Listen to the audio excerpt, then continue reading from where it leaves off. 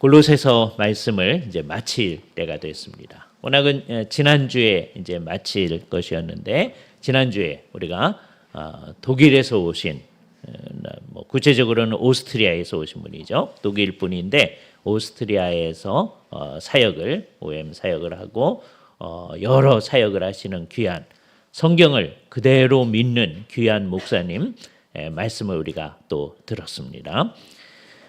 오늘 말씀하고도 연결이 돼 있죠. 그런 일을 통하여서 우리들은 성도의 교제를 경험하는 것입니다.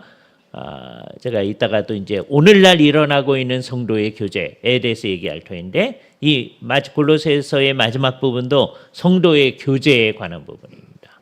지금 골로새의 편지를 보내고 있습니다. 그것을 우리가 골로새서라고 얘기하죠. 그 편지를 보내면서 마지막 부분에 라오디게아에 있는 형제들과 눈바와 그 여자의 집에 있는 교회에 문안하라 라고 얘기를 합니다. 이 라오디게아는 골로새에서 그렇게 멀지 않은 곳에 한 2km 안 되는 곳에요. 떨어져 있는 곳입니다. 그곳에 있는 도시고 거기에 교회가 아마 눈바라고 하는 여자분의 집에 모이고 있지 않겠나. 그 당시에 그리스도인이 많을 것 같지 않으니까. 그러니까 지금 1세기 상황은 언제나 그렇다고 우리가 늘 말씀드렸죠. 한 도시에 예수를 믿는 사람들이 많으면 그 대표적인 예가 이제 예루살렘이겠죠. 맨 처음에는 예수 믿는 사람 별로 없었는데 120문도가 주 앞에 기도할 때 성령님이 하셨잖아요. 그게 이제 신약 교회의 시작입니다. 한 곳에 모여 있었죠. 성령님이 임하셔서 베드로가 나가서 이제 성전에 가서 설교를 했어요. 그때 3,000명이 회개하고 나중에 또 5,000명 회개하고 그러니까 따지면 한 8,000명 이상의 사람들이 있는데 그 사람들이 한 곳에 이렇게 모이지 않거든요. 그럼 어떻게 하느냐? 작은 단위로 맨 처음에 120문도 모였던 것처럼 마가의 다락방에 120명 모일 수 있잖아요. 그게 하나의 교회 공동체를 이루는 거예요. 그 집이 작으면 한 50명쯤 모이겠고 어떤 데는 한 20명쯤 모이겠고 그 크기는 그냥 모일 수 있는 장소의 크기에 따라 이제 달라지는 겁니다. 그래서 예수를 믿는 사람들이 많아지면 그런 작은 공동체들, 누구누구의 집에 있는 공동체들이 많아지는 거죠. 그걸 다 합쳐서 그 도시의 교회 이렇게 얘기했던 것이죠.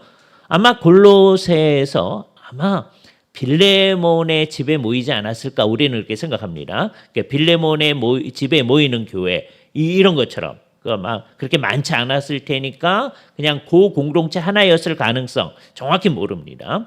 지금 라오디게아는 아마 눈바라고 하는 여자분 집에서 모이는 것 같아요. 그 집은 평소에는 그 가족이 사용하죠. 그러나 이렇게 모일 때 우리를 기준으로 얘기하면 주일날 하고 또 중간에 뭐 수요일 같은 데 한번 모이겠죠. 그럼 그 모일 때에는 그 집을 성도들이 함께 모일 수 있도록 내어주는 거죠. 그죠? 그러니까 처음 교회는 늘 그런 식으로 움직여졌습니다. 인원수가 많아지면 어떻게 하느냐? 많아지면 또 누구네 집에서 조금 나가서 모이기 시작하죠. 한국 교회도 옛날에 그랬습니다. 그걸 조금 난다 그런 표현을 썼어요. 재미있는 표현이죠. 전체 가운데 조금이 나는 일. 옛날에 이제 하던 일입니다. 예. 여기서도 이제 라오디게아에 이제 교회 공동체가 있는데 요 라오디게아에 있는 공동체를 위해서도 누가 정말 힘을 썼느냐? 12절에서 언급한 에바브라가 힘을 썼었다는 거죠. 아마 이 골로새 공동체도 에바브라가 전도해서 공동체가 이제 만들어져 가지고 아마 빌레몬의 집에서 모이는 것 같고요.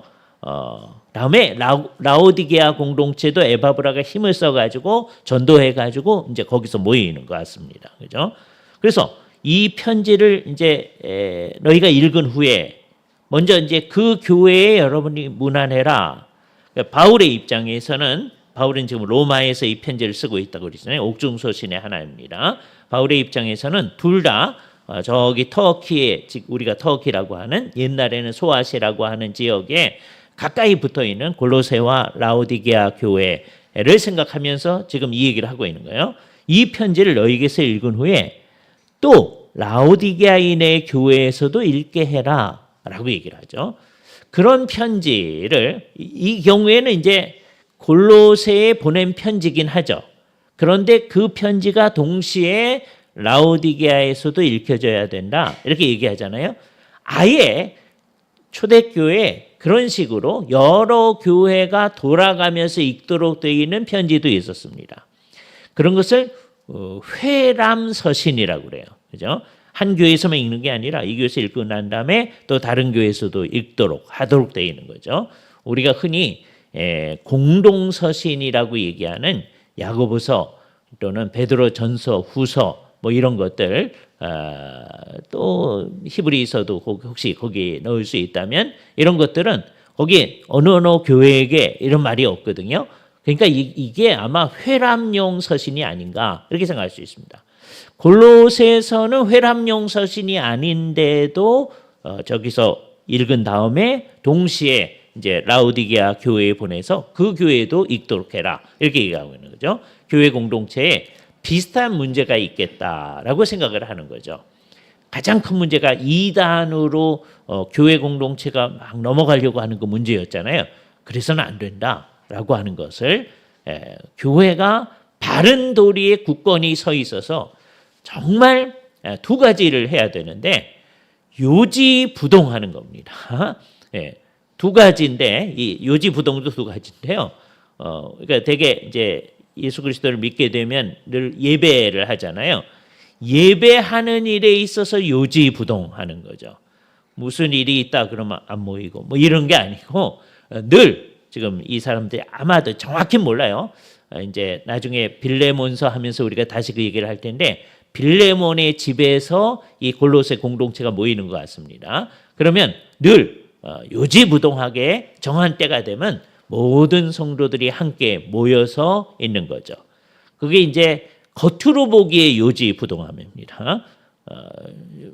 어느 주일날 함께 모여서 예배했는데 그 다음 주에는 모이지도 않더라. 이렇게 되어지면 요지부동하지 않은 거죠. 그죠? 늘 항상성을 가지고 늘 예배하는 것.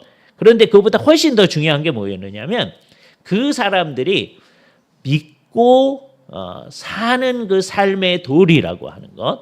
그러니까 그냥 믿는 것 정도가 아니라 믿는 거는 그 머릿속으로 가슴속으로 있는 그거잖아요. 그것도 그럴 뿐만 아니라 그것이 삶에 영향을 미쳐서 사는 도리라고 하는 게 그게 요지부정하게 주께서 가르친 말씀, 사도가 가르친 그 가르침에 철저히 서 있는 거죠.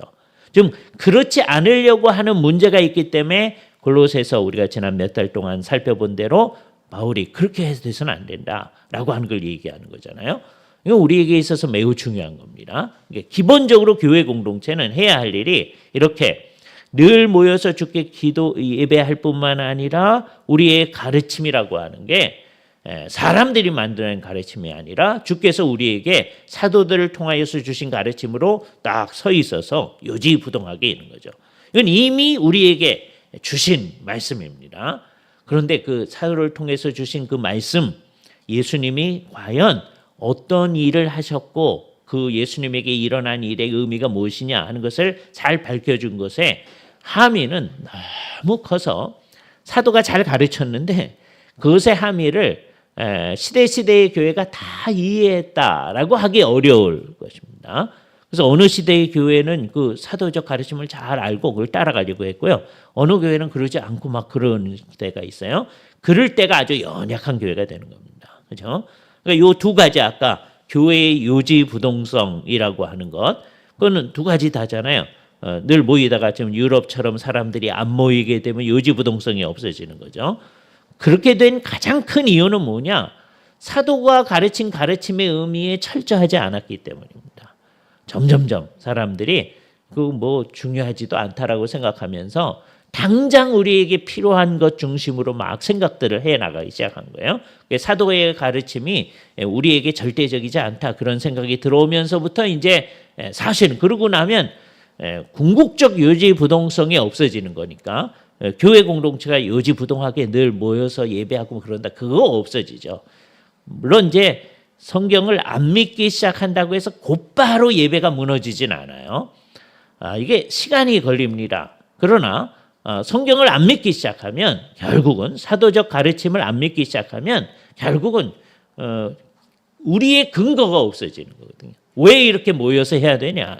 이 모든 것이 예수 그리스도의 십자가와 부활 때문인데 그것의 의미를 사도들이 잘 밝혀준 게 있거든요. 이것은 정말 사도가 나중에 밝혀주긴 했지만 하나님께서 십자가 부활을 일으키실 때 이미 그 의미가 거기에 있는 것이거든요. 그러니까 이게 재미있는 현상입니다. 사건 자체는 먼저 일어나요. 그 의미는 사도들이 나중에 그들에게 성령이 임해서 이제 선포를 하죠. 그리고 나중에 그것을 글로 써놓습니다. 그게 이제 좀 골로새서도 해당하고 뭐 고린도전서도 해당하고 그렇게 로마서도 해당하고 사도적 가르침이죠. 그런 가르침은 사도들이 평소에 가르치는 것에 글로 성문화하신 거잖아요. 근데 그것은 뭐에 근거하느냐? 예수 그리스도의 십자가와 부활에 근거한 일이 되어지는 거죠. 그러니까 우리는 요 사건이 지니는 의미를 사도가 가르친 바에 굳게 서 있어서 그리고 그 함의가 아주 놀라워서 인생 전체, 세계 전체를 포괄할 수 있는 함의라고 하는 것을 우리는 이제 성경을 공부하면 알아나가는 거죠.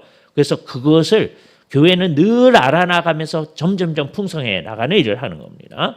그래서 그 일의 한 부분으로서 바울이 이 골로새 교회에 편지를 보내가지고 이 교회가 정말 이 역할을 제대로 하라고 하는 거예요. 그죠? 그러면서 자기들 지금 모이는 몇몇 안 되는 사람들만 그렇게 굳건히 서 있어라. 그런 게 아니라 이 사람들은 자동적으로 이 세상에 수없이 많은 사람들, 골로새에도 수없이 많은 사람들이 지금 여기 모이는 사람보다 훨씬 더 많은 사람들이 안 믿고 있거든요. 그럼 그 사람들이 너희는 믿지 말아라. 우리는 믿을 테니까 그러고 있는 게 아니고 어찌하든지 저 사람들도 믿고 주님께 나와서 우리가 가지고 있는 이 깊이 있는 생각 전체, 주님을 믿는 도리죠. 주님을 믿어 나아가는 신앙의 도리를 사람들이 가져나가기를 애써 나가는 거죠. 이게 요지부동성은 반드시 하나님의 말씀을 잘 전하는 그걸 넓은 의미의 우리가 선교라고 하는데 선교적 모습으로 나타나게 되어진다라고 하는 걸 생각할 수 있어요. 그래서 우리만 요지부동하게 있는 거 그게 목표가 아니라 그거 아주 중요한 건데 동시에 그게 주님의 말씀을 널리 펼쳐나가는 일을 하는 거죠. 그래서 이 편지를 읽은 다음에 라오디게아 교회로부터 오는 편지도 읽어라 이렇게 얘기하는 거죠. 제일 쉬운 가정은 뭐냐면 바울이 이 골로새서를 보내면서 두기고 편에 이걸 보내고 있다고 그랬어요. 라오디게아도 편지를 보내지 않았을까 이렇게 생각하는 겁니다. 그게 가장 일반적인 견해고 아마 그럴듯한 견해입니다. 그런데 흥미로운 게 이 라오디게아에 보낸 편지, 이를테면 라오디게아서라고 봅시다. 그거는 영감되지 않은 거예요. 바울이 말하는 이 골로새서는 영감이 돼 있어서 이거는 교회 안에 보존이 돼 있어가지고 지금까지 우리가 이거를 읽는 겁니다. 라오디게아서는 이게 아마 영감되지 않았으니까 중간에 이제 분실되었을 거다. 그러니까 이거는 그 당시에 라오디게아 교회 그리고 그 당시에 골로새 교회에게 필요한 말씀이긴 하지만 오고 오는 세대에 계속 필요한 말씀은 아닐 수도 있다. 왜? 그 내용은 골로새서에 다 있을 테니까. 그래서 주께서 당신님의 섭리 가운데서 이게 있게 안 하신 거죠. 이게 제일 좋은 생각입니다. 물론 그렇게 생각 안 하는 분도 있어요. 두 가지 다른 견해가 있는데 그것도 재미있긴 있어요. 그래서 얘기는 하는데 아마 그럴 것 같지는 않다 하는 거예요. 요 라오디게아 교회에 보낸 편지 그래서 라오디게아 교회로부터 이들에게 이제 올 편지 그래서 골로새 교회가 어느 주일날 읽은 그 편지가 아마 에베소서가 아닌가라고 생각하는 분들이 1700 몇 년도서부터 계속 있어 왔습니다. 그게 뭐 많지는 않아요. 그렇죠? 대부분의 분들은 라오디게아서가 따로 있지 않았을까 이렇게 생각하는 겁니다. 이건 뭐 우리가 모르는 영역이에요. 나중에 하늘에 가서 여쭤봐야 됩니다. 그죠? 그게 에베소서라면 왜냐하면 에베소서도 바울이 로마에서 이제 보낸 편지니까 흥미로운 거거든요. 그랬을 가능성. 왜 그렇게 생각하느냐? 뭐 여러 이유가 있는데요. 이단 가운데 이단이 여러 가지가 있는데 마르시온이라는 이단이 옛날에 있었습니다. 마르시온이라는 이단은 이제 이런 걸 통해서 이제 우리가 이렇게 하면 안 되겠구나 하는 걸 알게 되는 거예요. 자기들 나름대로는 예수를 열심히 믿는다고 그러는 거예요. 마르시온과 그를 따르는 사람들한테 당신들은 예수님 안 믿죠? 그럼 우리 예수 믿는다 그러는 거예요. 그죠? 주일날이면 열심히 모입니다. 그 사람들. 주님께 찬양도 하고 합니다. 그런데 문제가 뭐냐? 아까 우리가 얘기했던 사도적 가르침에 철저히 따라가질 않는 거예요. 예? 그래서 자기식으로 생각을 합니다. 그래서 마르시오는 어떻게 생각하느냐 하면 바울의 글 가운데 골로새서를 비롯해서 10개 정도를 굉장히 중요시해요. 그리고 누가복음의 일부를 중요시합니다. 나머지는 성경이 아니다. 그래요. 그러니까 신약 성경에 있는 것 가운데 상당수는 이제 아닌 거예요. 바울의 서신 가운데 10개, 그다음에 누가복음의 일부, 그것만 딱 붙잡아요. 그래서 신약 성경의 나머지 아니라고 그래요. 그리고 구약 성경은 다 아니에요. 예, 그렇게 생각해요. 그러니까 사도적 가르침에 어긋난 거죠. 사도들은 구약과 신약 전체를 다 받아들이는 거예요. 예, 이게 기본적으로 해야 할 일입니다. 구약과 신약, 즉 우리가 나중에 66권, 맨 처음에 사도들이 있을 때는 66권 이렇게 할 수 있는 건 아니지만 66권에 있는 것을 다 받아들여서 다 하나님께서 주신 말씀으로 이제 받아들이는 거죠. 성경이라는 말이 사실은 구약을 지칭할 때 쓰던 말인데 그걸 그대로 신약에도 이제 붙여서 생각을 하는 거예요. 그래서 우리는 성경 그러면 구약과 신약에 있는 말씀을 생각하는 거잖아요. 그죠? 근데 마르시오는 그 전체를 받아들이지 않고 구약을 배제하고 신약 일부를 배제하고 그렇게 하는 거예요. 그죠? 예. 그래서 결국은 구약의 하나님하고 신약의 하나님을 서로 대조를 시킵니다. 그러니까 이게 잘못된 거죠. 그죠? 구약과 신약을 대조시키는 건 언제나 문제를 일으킨다라고 하는 거예요. 그죠?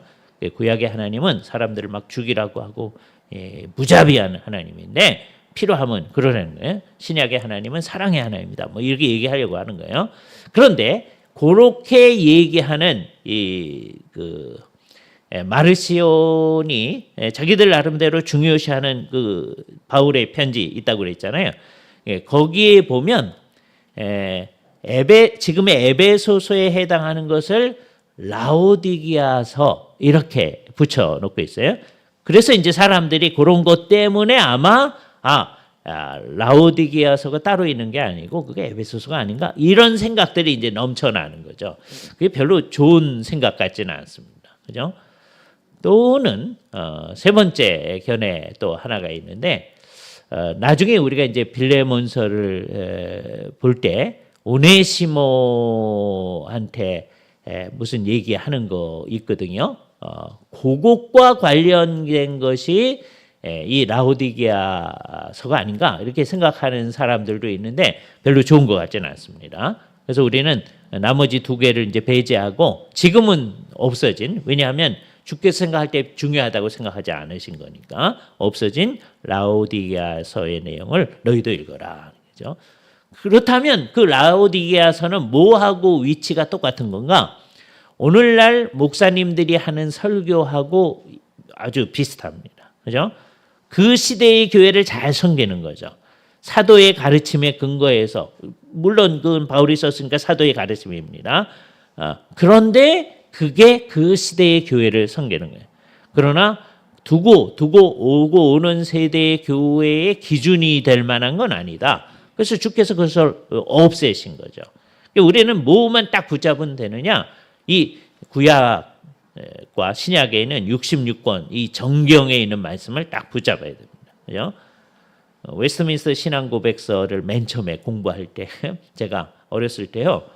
그 성경에 대해서 얘기한 다음에 거기 안에 창세기서부터 요한계시록까지 그걸 하나하나 다 써놨더라고요. 그래서 저 어릴 때 중학교 때 이제 그걸 공부하면서 이거 성경 맨 앞에 다 있는데 뭐들을 여기 또 써놨나 이렇게 생각한 적이 있었어요. 이게 왜 중요하냐 하면 우리는 여기에 있는 것만을 기준으로 해서 우리의 모든 논의를 할 겁니다. 우리는 이것만을 믿습니다. 이 가르침만을 믿습니다. 그래서 그걸 분명히 해놓은 거예요. 이게 이제 종교개혁에서 아주 분명히 된 겁니다. 종교개혁 이전에도 이 66권을 중요시하지만 점점점 천주교회가 66권 이외에 외경도 매우 중요시했거든요. 그래서 종교개혁 때 천주교회는 지금도 그렇지만 외경도 하나의 말씀이라고 생각하는 거예요. 그게 종교개혁이 일어나고 한 100년 지난 다음에 웨스트민스터 신앙고백서 나타날 때도 아직 그렇게 생각하는 사람이 많이 있는 거예요. 그래서 아예 우리의 믿는 바를 분명히 하면서 우리는 이 66권에 있는 이것만을 하나님 말씀으로 한다라고, 이것이 우리의 기준이다라고 하는 걸 분명히 해놓은 거죠. 그죠? 그러니까 제가 웨스트민스터 신앙고백서 맨 처음에 중학교 때 배우면서 이거 루터로 이거 써놨네. 성경에 다 있는데 그게 다 이유가 있는 겁니다. 써놓은 이유가 있는 거예요. 그죠? 쓸데없는 게 아니다. 이것에 근거해서. 그 중에 하나가 골로새서란 말이에요. 라우디게에서는 그럴 만한 게 아니어서 하나님이 섭리 가운데서 없애신 것이죠. 우리는 그걸 생각하는 거예요. 그리고서는 나타나는 인물이 하나 있습니다. 아키뽀라는 인물입니다. 아키뽀에게 이르길 주 안에서 받은 직분을 삼가 이루라고 조심해서 성취하라고 하라. 아키뽀가 누굴까? 잘 몰라요. 잘 모르는데 추론을 하기는 아마도 이제 다음 주서부터 우리가 빌레몬서를 몇 주에 걸쳐서 하려고 하는데 빌레몬의 아들이 아닐까? 이렇게 생각을 합니다. 그런데 아마도 지금 라우디게아 교회 얘기하면서 이 사람을 언급하고 있잖아요. 그래서 아마 라우디게아 교회와 관련해서 어떤 직분을 맡아서 행하는 사람이 아닐까? 이렇게 짐작을 합니다. 그러니까 그렇게 따지면 아키뽀는 이제 젊은 사역자일 가능성이 매우 크거든요. 그 사람한테 삼가 조심을 해서 주 안에서 받은 직분을 이루는 거다. 그렇죠? 그래서 여기서 우리는 두 가지 생각을 다 해야 됩니다. 특히 젊은 사람들한테 이 말씀을 드리고 싶어요. 우리는 교회 공동체에서 직분 그러면 그럼 우리하고는 상관없는 거, 우린 뭐 이렇게 생각하려고 하는 성향들이 있습니다. 그렇게 생각하지 않아야 된다. 그죠? 교회 공동체에서는 우리가 모든 예수를 믿는 사람이 보편적 직분을 다 가지고 있어요. 보편적 직분은 뭐냐? 교회의 성도는 다 신약의 성도의 독특성인데요. 왕이요, 선지자요, 제사장이에요. 모든 그리스도인들이. 내가 진짜로 예수를 믿으면. 진짜 안 믿는 사람은 아닙니다. 요거 우리 시대에는 아주 쉽게 얘기할 수 있어요. 그러나 종교개혁 시대만 해도 그 앞부분 얘기는 마음대로 못합니다. 그 시대에 우리가 다 왕이다. 그러면요 반역죄로 처형당했을 거예요. 그러나 그 함의는 있는 거예요. 그래서 옛날에 종교개혁자들이 함의를 가르치긴 해요. 그 시대에 제일 중요했던 게 뭐냐면 우리가 다 제사장이다. 그 당시 교회는 교회에서 지금 우리식으로 얘기하면 이렇게 예배를 인도하는 우리 교회에 있는 몇 분 목사님들 계시잖아요. 그 목사님들만 제사장이라고 했던 거예요. 그 종교개혁하면서 아니다. 우리 모든 성도가 제사장이다. 더구나 모든 성도가 선지자들이다. 그거는 종교개혁 시대 때 아주 강하게 얘기하는 거예요. 그죠? 그래서 종교개혁을 정말 믿는 교회들은 우리가 선지자요 제사장이다. 그러니까 그건 어디서 해야 되느냐 하면 선지자는 하나님의 말씀을 잘 배워가지고 그걸 다른 사람한테 알려줘야 되거든요. 그걸 안 하면 자기 직분을 갖다 버리는 겁니다. 무시하는 거예요. 내가 지금 세월이 지나면서 이 의식들이 없어졌거든요. 성도들이 우리가 하나님의 말씀을 잘 배워가지고 남들 전하는 거 그거 내 일 아니라고 생각해요. 그럼 목사님들이나 하세요. 교회에 좀 관심 있는 분들이나 하세요. 이렇게 생각해요. 그거 아니에요. 모든 성도는 그렇게 해야 돼요. 모든 성도는 다 제사장이에요. 그래서 하나님 앞에서 매일매일을 제대로 살아나가야 돼요. 제사장이 옛날에 하나님께 나아가서 섬기듯이 그 사람은 성전과 관련해서 어떤 특별한 일을 하는 게 섬기는 일이었는데 우리는 우리 일상생활을 그렇게 살아가야 돼요. 그러니까 우리한테는 이제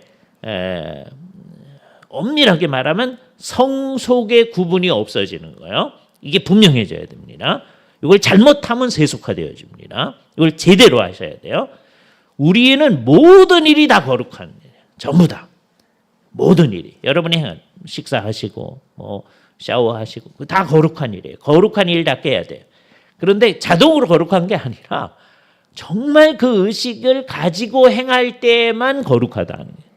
그러니까 우리가 자칫 잘못하면 그걸 세속적인 일로 할 수가 있어요. 밥을 먹으면서도 그냥 세속적인 일로 할 수도 있는 겁니다. 그러나 그 일을 거룩하게 할 수도 있는 거예요.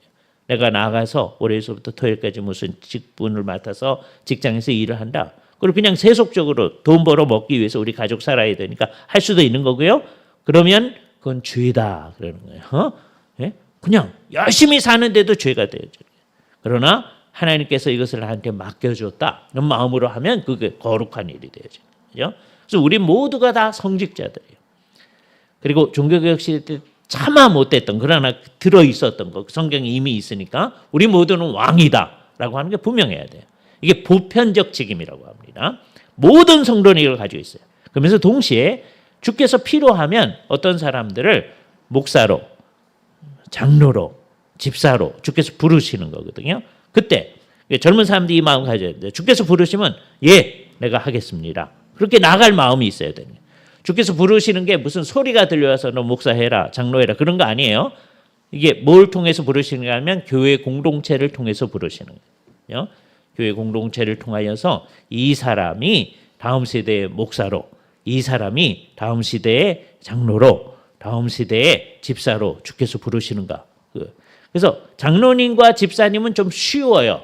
어떤 의미죠? 어렵지만 쉽습니다. 왜요? 우리가 이제 공동의회를 하면서 이제 올해는 공동의회 하면서 우리 직분자를 이제 봉사위원만 뽑지만 내년에 가면 이제 우리 2년에 한 번씩 하게 돼 있잖아요. 그 뽑을 때 우리 모두가 하나님의 뜻을 잘 받들어서 이제 뽑으려고 노력을 하잖아요. 그죠? 그러니까 우리가 정말 그렇게 하면 성도들이 결정하는 바가 주께서 우리를 부르시는 바가 됩니다. 물론 여기 중요한 게 성도들이 정신을 바짝 차리고 해야 된다는 거예요. 하나님의 뜻을 따라 해야 되는 거죠. 그렇지 않고 대충 생각해서 이렇게 하면 좋겠어. 이렇게 하면은 우리가 하나님의 뜻을 망가뜨리게 되어집니다. 성도들이 어떻게 하느냐에 따라서 주께서 우리를 부르시는 거예요. 그죠? 근데 목사가 되는 일은 복잡하죠. 이게 세월도 오래 걸리고요. 그죠? 예. 그래서 정말 우리가 이제 생활하면서 이 사람이 다음 세대의 목회자로 적합할 것인지를 성도들이 찾아서 그 안에서 결정을 하고 이 오랜 과정을 거쳐서 우리의 목사님으로 청빙을 하는 과정을 걷게 되죠. 그죠? 그런 상황 속에 있는 분이 아키포라고 보여집니다. 그죠? 어떤 직위였는지 모르겠어요. 그러나 아마 일종의 이렇게 말씀을 전하는 사역이 아니었을까. 그 사람은 주께서 주신 직분이거든요. 모든 직분이 그렇습니다. 사람들이 뽑았으니까 사람들이 한 거다. 그게 아니고 주께서 주신 직분이다. 뽑기는 사람들이 뽑아요. 이게 이제 성경이 원리가 그렇습니다. 그러나 주께서 직분이다. 그럼 우리가 어떻게 해야 되냐? 그것을 잘 이루려고 해야 돼. 그 직분은 성경의 그 의미가 딱 주어져야 돼. 그걸 잘 이루려고 해야 된다요. 그러려면 뭐가 필요하냐? 우리말 성경에서는 삼가라고 했는데 그 뜻이 뭐냐면 조심해서. 늘 직분은 조심해서 감당을 하는 거다. 그러니까 이게 맨 처음에 그 직분회로 나아갈 때는 다 조심합니다. 그러지 않겠어요? 다 우리는 자격이 없는데 어떻게 이거 할까? 그런 마음 가지잖아요. 근데 이제 그게 오래됐다고 해보세요.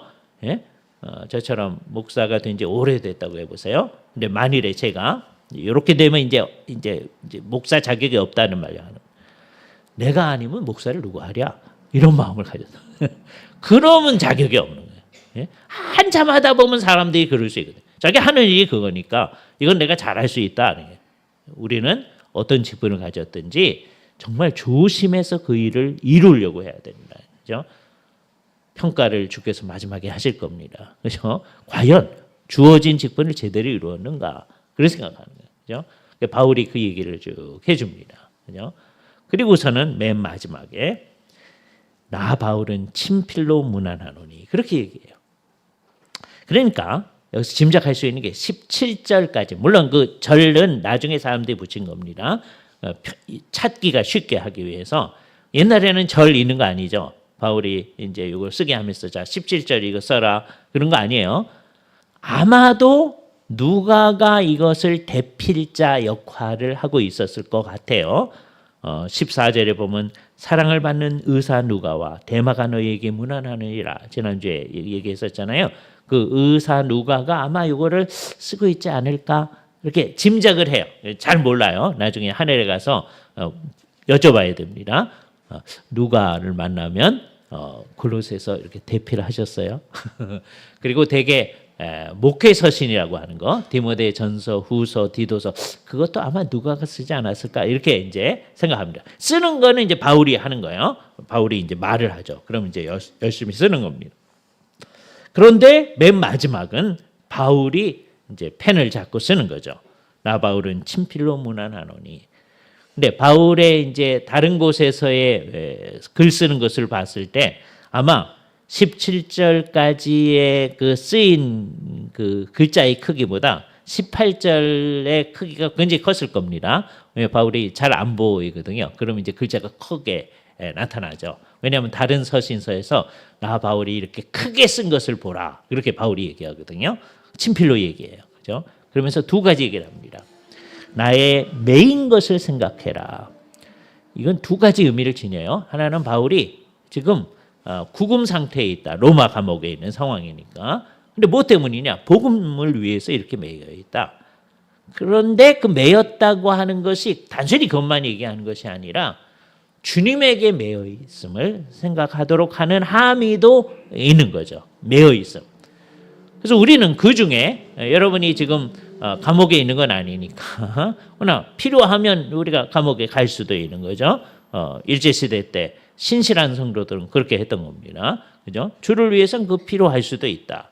그럴 때 우리는 모든 어려움을 다 감수하면서도 예수님을 제대로 믿으려고 하는 그 일을 하는 거죠. 그러면서 우리는 다 어떤 특성을 공유하느냐? 주님께 매여 있는 존재들이다.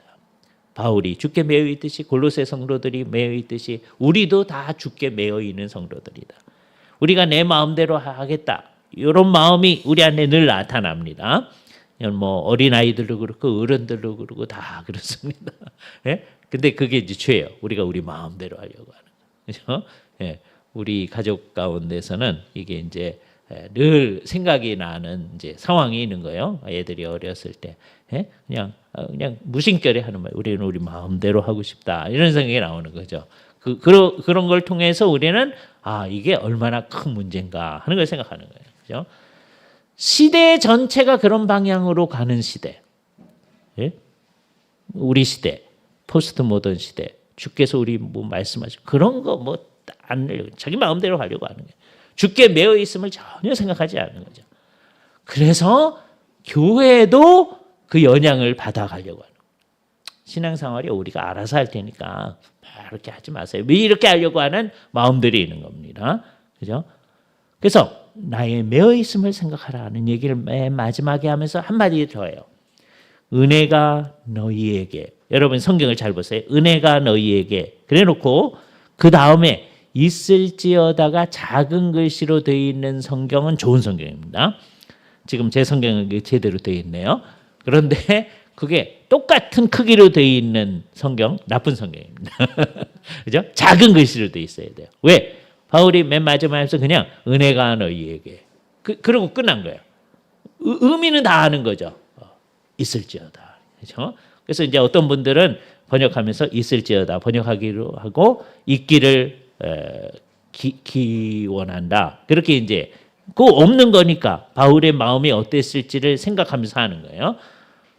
이건 뭘 얘기해 줍니까? 예수를 믿는 사람은 이미 은혜를 받은 사람이죠. 그러나 계속해서 은혜가 필요한 사람들이다. 라고 하는 걸 얘기하는 거예요. 바울의 이 골로새서의 마지막 부분을 보면서 우리는 성도의 교제가 지금 골로새 성도들끼리만 이루어지는 게 아니라 지역에 있는 라오디게아 성도들과 또 지금 로마에서 편지를 보내는 바울과 함께 있는 사람들과의 이 교제가 계속되고 있음을 보는 거예요. 그렇죠? 그러면서 시대를 넘어서 오고 오는 시대의 교회가 이 바울을 통해서 이 성도들하고 교제를 합니다. 오늘 라오디게아 교회 num바라고 하는 아마 여자분 아마 베베처럼 여자 집사님이었을 가능성도 크겠죠. 몰라요. 직분은 뭐였는지. 그 num바의 집에 늘 모이는 거예요. 바울이 여기서 num바 얘기 안 했으면 우리 num바 전혀 모릅니다. 그런다. 그런 분하고 이제 교제가 있는 거예요. 그런 것처럼 우리는 아주 다양한 형태의 성도의 교제를 가져나가야 돼요. 그죠? 아까 우리가 찬송을 하면서 13장 찬송을 했었습니다. 영원한 하늘나라 보좌 위에 하나님, 이 찬송을 했는데 이 찬송을 할 때마다 제일 재미있다고 생각을 하는 거예요. 그 찬송을 보실 때 여러분들이 그 위를 보시면 왼쪽에 있는 분들이 작시자거든요. 작시자. 누가 작시를 한 거냐면 김용국 목사님이 작시를 한 거예요. 1981년도에. 그리고 오른쪽에 있는 분이 작곡하신 분입니다. 누가 했느냐? 우리 김의작 교수님이 작곡하신 거예요. 예? 1990년에. 요 분들은 이제 어떻게 된 걸까? 이 말씀을 드리려고 하는 거예요. 이분들이 평안교회라는 교회가 저 서소문에 있는데 그 김용국 목사님이 그 교회를 잘 이제 그 당시에 지금 뭐 여러 몇 대가 다 지나갔지만 이번에 이제 북한에서 이제 남아하신 분이에요. 그래서 가족들을 남겨놓았고 왔기 때문에 언젠가 통일이 되면 다시 가족들을 만나리라. 그래가지고 목사님으로서 사역하시면서 평생 이제 북한에 있는 가족들을 그리면서 독신으로 사신 분입니다. 그죠? 예, 김용국 목사님이에요. 예, 평안교회. 근데 그 교회에 아마 지휘를 김의작 교수님이 한동안 하신 적이 있어요. 나중에 다른 교회 가서도 하셨지만, 그죠? 그렇게 이제 연결이 되어진 거예요. 목사님이 작곡하신 것을 김의작 교수님이 작시해 주신 거죠. 그죠? 김의작 교수님은 총신의 기독교 음악과 맨 처음에 이제 교수님이셨는데 그 음악과 학생들을 가르치는 일을 할 뿐만 아니라 이제 우리 총신에 딱 들어가면 1학년 학생들 이제 그 채플실에 성가대석에 1학년 학생들 그 몇 명 안 되니까 모아놓고서는 찬송가를 어떻게 불러야 하나 그거를 이제 가르치는 역할을 해요. 음악 선생님이시니까요. 그죠? 그래서 어떻게 부르면 안 되냐, 어떻게 해야 된다, 뭐 이렇게 잘 가르치신 분입니다. 예. 그런데 이제 그분이 그렇게 연결이 되잖아요. 그죠? 예. 저는 김의작 교수님하고는 뭐 수업을 했으니까 알지만 김용국 목사님은 그냥 멀리서만 봤지만 이제 잘 모르는 거예요. 그런데 이제 이게 어떻게 연결이 되어지냐면 평안교회에 대학부를 옛날에 한동안 지도하셨던 분이 나중에 이제 우리 합신의 구약학을 잘 가르치신 김성수 교수님이라는 분이 계십니다. 이분은 정말 성경을 열심히 잘 가르치시는 분이세요. 그죠? 정말 깊이 있게 공부하시고 가르치시는 분이에요. 그런데 이 대학부 학생들을 지도하신 거예요. 근데 그때 이제 대학부의 학생 가운데 저하고 이름이 좀 비슷한 이순근 지금 목사님이신데 이순근 목사님이 계시고요. 그 부인이 이애실 사모님이신데 요즘에 시 중에 성경이 읽어지네 뭐 그걸 열심히 하셔서 이제 하시는 분이 있습니다. 근데 그분이 대학부 이제 학생들이에요. 그래서 이제 그분들은 이제 김성수 교수님이 교수님이 되기 전에 자기네들을 가르쳐 주신 전도사님, 강도사님 그리고 이제 미국 유학 가셨을 때 그래서 이제 그분이 오시기를 기다리며 있었던 거고 저는 그때는 김성수 교수님 모르는 거고 나중에 이제 합신에 오셔서 이제 가르칠 때 이제 만났죠. 그래서 이런 거를 통해서도 우리는 마치 바울이 지금 자기들의 상황을 바라봤을 때 지금 로마 감옥에 있는 성도들과 지금 골로새에 있는 성도들을 연결시키면서 얘기를 하고 있잖아요. 우리가 교제를 나누고 있는 거죠. 그죠? 그래서 바울이 여기 써놨기 때문에 지금 라오디게아 교회에 이런 분들이 있다 하는 걸 알게 돼요. 룸바 같은 분이 있다 알게 되잖아요. 마찬가지입니다. 지금 아마 이렇게 된 찬송이 딱 이 찬송 하나일 텐데 새로운 찬송 만들면서 한국 사람들이 작곡 작사한 거를 많이 넣으려고 노력을 한 거예요. 그중에 이제 이거 들어가는데 그래서 김용국 목사님, 김의작 교수님이 애쓰신 것이 여기 들어와 있는 거죠. 그래서 우리는 이제 이분들하고 이제 서로 교제를 하는 겁니다. 두 분 다 돌아가신 것 같은데 지금 다 돌아가셨는데도 성도의 교제를 이렇게 나누는 거예요. 그죠? 예. 그래서 제가 이분들을 이해하려면 이제 김성수 교수님을 언급한 이유는 뭐냐면 여러분이 찾기는 좀 어려운데 이거는 어떻게 찾아야 되냐면 합신 서점에 가야만 있는 책이 있습니다. 김성수 교수님이 내시는 강해의 집들이 있는데 그거는 딴 데는 안 팔아요. 합신 서점에서만 파는데 김성수 교수님이 성경을 잘 이제 성도들한테 강해하시고 그것을 깊이 있게 해서 하셨던 책들이 있습니다. 그죠? 이런 걸 통해서 우리의 성도의 교제가 일어나는 거죠. 제가 이렇게 설명하면 저분들이 우리와 같은 교회 공동체에 속해 있는 분이구나 알 수 있잖아요. 그 비슷한 작업을 지금 바울이 하고 있는 거예요. 그렇죠? 그래서 우리로 하여금 하나님의 말씀 안으로 들어가는데 교회 전체가 어떻게 다른 교회들과 연합해서 어떻게 하나로 나아가는지. 골로새 교회와 라우디게 교회가 가까이 있지만 떨어져 있는 거거든요. 한 1마일이라고 하니까 1마일 정도 떨어지고 그 멀지 않은 곳이에요. 옆에 있는 교회죠. 그리고 몇몇 안 되는 사람이니까 서로 잘 아는 거예요. 그래서 룸바와 그 여자에 있는 집에 성도들이 모이는 걸 생각하면서 서로 문안하고 위에서 기도하고 하는 거죠. 골로새에 있으면서 우리는 우리 문제만 신경 쓰면 된다. 그렇게 되어 있지가 않다는 거예요. 그죠? 기본적으로 우리는 이 공동체를 중심으로 보편의 교회를 생각하는 겁니다. 우리는 언약교회의 성도이면서 동시에 보편의 교회의 성도인 거예요. 그러니까 여러분이 언약교회의 성도 역할을 제대로 안 하면 보편의 교회의 성도 역할도 제대로 안 하는 겁니다. 그죠? 구체적인 교회의 성도 역할을 해야만 보편의 교회의 성도 역할을 하는 거예요. 그러면서 우리는 때때로 다른 교회의 성도들과 이렇게 연합해서 주님을 섬겨 나아가고 있는 일을 하고 있는 것이다 라고 하는 것을 생각하면서 우리가 같이 추구해 나가야 할 그 사도적 가르침을 마음속에 새기고 그것에 딱 굳건히 있어서 요지부동하는 그 모습이 우리 속에 있기를 바랍니다. 같이 기도하시죠.